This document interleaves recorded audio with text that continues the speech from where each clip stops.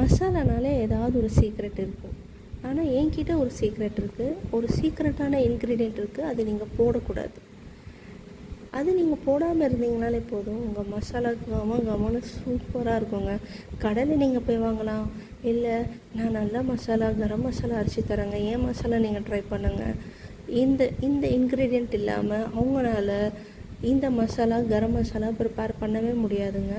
அவங்களுக்கு பாக்கெட் ஃப்ரெண்ட்லியாக இருக்கணும்னா மசாலாவோட அந்த வேல்யூவை ஜாஸ்தி ஆக்கிறதுக்கு, அதோட குவான்டிட்டி ஜாஸ்தி ஆக்கிறதுக்கு அவங்க இந்த ஒரு பொருளை சேர்க்க தான் செய்வாங்க. பட் அதை தவிர்த்து நான் நல்ல ஐட்டம்ஸாக போட்டு ரெடி பண்ணுறேன். இந்த கரம் மசாலாவை சின்ன சின்ன ஸ்டிக்கர்ஸாக போட்டு எல்லாருக்கும் கொடுத்து நல்ல ரிவ்யூ வந்துச்சு.